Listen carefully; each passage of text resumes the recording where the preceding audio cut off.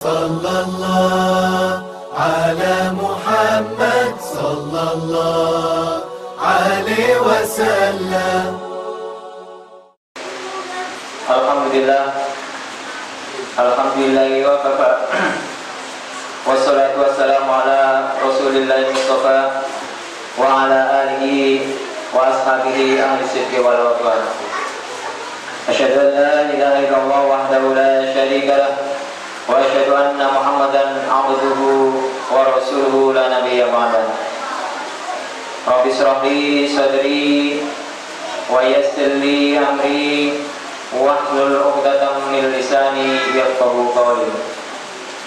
Subhanaka la ilma lana illa ma 'allamtana innaka antal alimul hakim.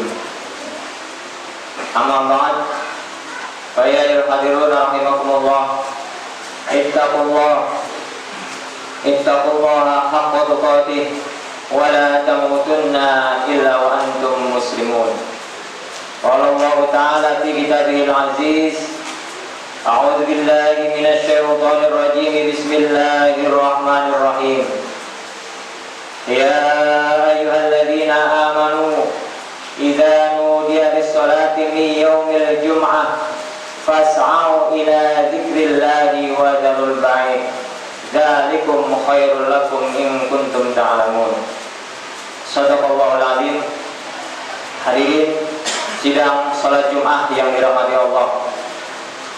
Alhamdulillah, pada siang hari ini Allah masih memberikan hidayah kepada kita semua untuk melaksanakan salat Jumat berjamaah di Masjid At-Taubah. Semoga hidayah ini selalu melekat pada diri kita sampai ajal memisahkan kita. Amin ya rabbal alamin. Salawat dan salam tetaplah kita haturkan kehadiran baginda kita Nabi besar Muhammad sallallahu alaihi wasallam. Semoga kita semua akan mendapatkan syafaatnya di yaumil qiyamah. Amin ya rabbal alamin. Hadirin sidang Jumat yang dirahmati Allah, jika umur kita 40 tahun saat ini, maka kurang lebih sudah 1650 kali kita melaksanakan sholat Jumat. Jika umur kita 50 tahun, maka sudah 2050 kali kita melaksanakan sholat Jumat. Yang sudah ratusan bahkan ribuan kali kita melaksanakan sholat Jumat ini, apakah kita sudah tahu hakikat melaksanakan Jumat itu sendiri? Apakah melaksanakan sholat Jumat hanya rutinitas pekanan belaka sebagai pengganti melaksanakan sholat zuhur? Atau mungkin biasanya ketika kita melaksanakan sholat Jumat, kita datang, duduk, ngantuk, dan tidur. Kemudian selesai sholat, kita langsung pulang. Apakah hakikat sholat Jumat hanya sebatas itu yang sudah kita ketahui? Maka hadirin yang dirahmati Allah, hakikat sholat Jumat berdasarkan Al-Quran dan Sunnah dilihat dari sirah nabawiyah, maka kita akan mengacu ke sebuah sejarah Nabi, sejarah Arab.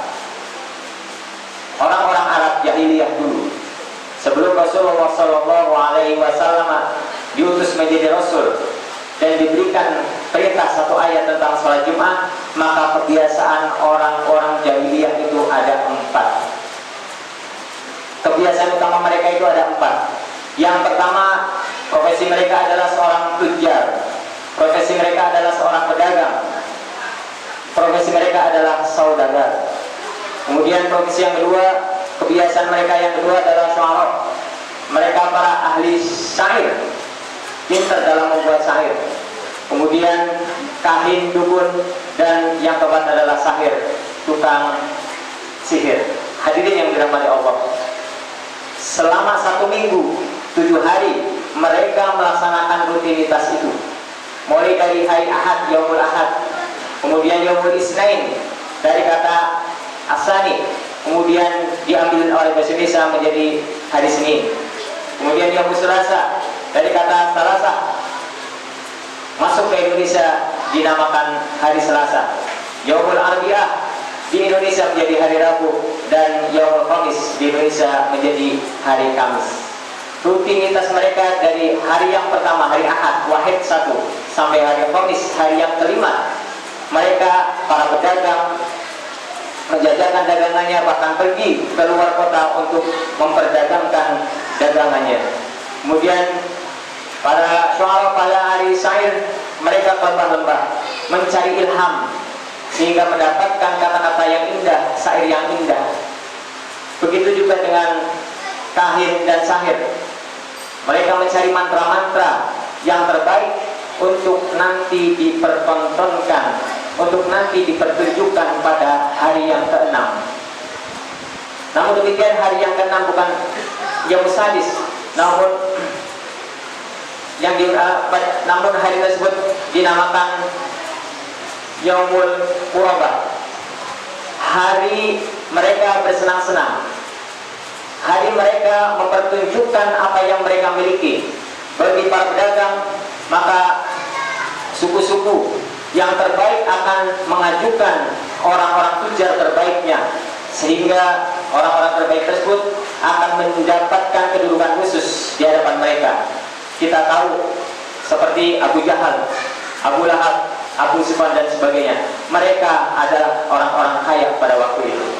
Begitu pula dengan syair-syair yang indah, mereka akan dipertontonkan, dan yang terbaik mereka akan ditampilkan, akan ditaruh di dinding Ka'bah yang namanya mu'allaqat. Namun ini semua akan digantikan nanti dengan kiswah yang bertuliskan ayat-ayat Al-Quran. Jadi kebiasaan-kebiasaan mereka adalah semua unsur-unsur duniawi.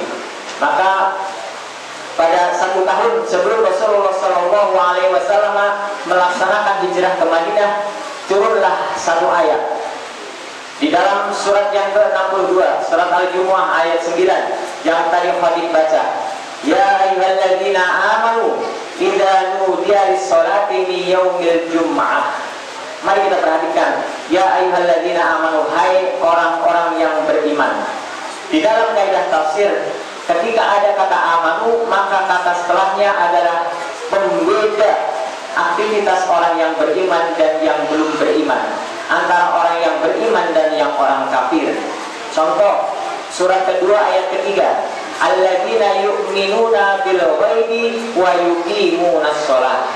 Di situ ada kata amanu bil ghaib, kemudian wa yuqimunas shalah. Maka yuqimunas shalah, melaksanakan sholat, adalah kebiasaan seorang muslim, kebiasaan seorang mukmin. Jika ada seorang muslim yang belum melaksanakan sholat, berarti bisa jadi orang tersebut belum mukmin, atau ada sesuatu di dalam imannya. Ya ayyuhalladzina amanu kutiba alaikumusiyam. Di situ ada kata amanu, kemudian kutiba alaikumusiyam, maka perintah sholat, melaksanakan sholat adalah kebiasaan orang-orang yang beriman. Maka hadirin yang dirahmati Allah, pada ayat selanjutnya, idza nudiya lis-sholati min yaumil jum'ah, hari yang orang-orang jahiliyah mereka miliki namanya hari Arubah, hari yang ke-6. Tetapi dengan turunnya ayat ini, Allah mengganti Arubah menjadi Jum'ah. Maka pembeda antara orang kafir mereka Arubah, sementara orang mukmin adalah Jum'ah. Maka disitulah aktivitas seorang mukmin dan seorang kafir akan berbeda. Mari kita lihat dari sisi bahasa, apa itu Jum'ah? Jum'ah itu jamak, kumpul. Mohon maaf, ketika suami istri jima, jim, mim, dan ain hampir sama. Jum'ah, mereka berkumpul, maka kita semua berkumpul.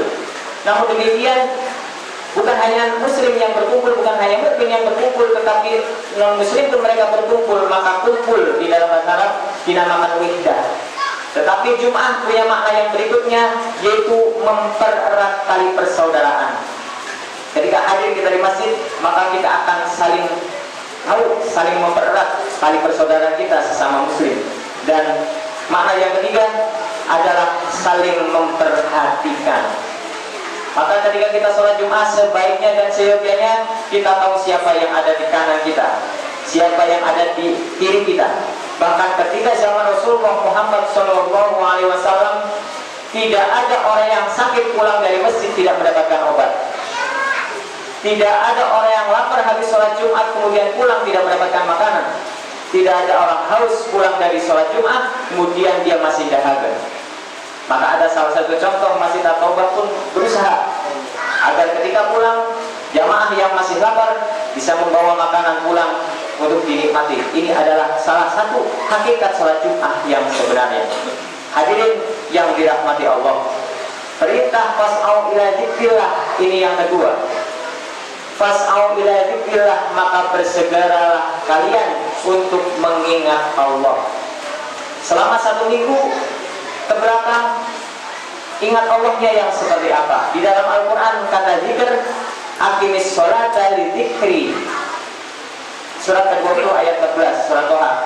Aqimis sholata li dzikri, berarti melaksanakan sholat adalah bentuk zikir kita kepada Allah Subhanahu wa ta'ala. Kemudian zikir yang kedua, misalnya inna anzalna dzikra wa inna lahu lahafidun. Al-Quran, membaca Al-Quran itu juga bentuk dari zikir kita kepada Allah Subhanahu wa ta'ala. Walaqad yassarna al-Qur'ana lidzikri, membaca Al-Quran, menghafalkan Al-Quran, ini juga bentuk dari zikir kita kepada Allah Subhanahu wa ta'ala. Bahkan yang kita sering tahu, yuk kita zikiran, membaca tasbih, membaca tahlil, hamdalah dan sebagainya, itu juga zikir. Wa idza qadaytum sholata fadhkurullaha qiyaman wa qu'udan wa 'ala junubihim. Maka ketika kita selesai melaksanakan sholat, kita bisanya membaca tasbih, membaca hamdalah, takbir dan sebagainya. Hadirin yang dirahmati Allah, maka ketika kita melaksanakan sholat Jumat, sesungguhnya di situ Allah mengingatkan kepada kita bentuk zikir apa yang sudah kita lakukan selama 1 minggu yang lalu. Dan saat ini kita introspeksi diri, jangan sampai selama 1 minggu yang lalu hanya aktivitas duniawi saja yang kita lakukan seperti orang-orang jahiliyah. Tetapi kita sebagai seorang mukmin harus punya nilai tersendiri yang membedakan antara seorang mukmin dan non-mukmin. Barakallahu li wa lakum fil Qur'anil azim wa nafa'ani wa iyyakum bima fihi minal ayati wa dzikril hakim. Fataqabbalallahu minna minkum tilawatahu innahu was-sami'ul 'alim. Allahumma shalli wa sallim wa barik ala sayyidina Muhammad wa ala ali sayyidina Muhammad.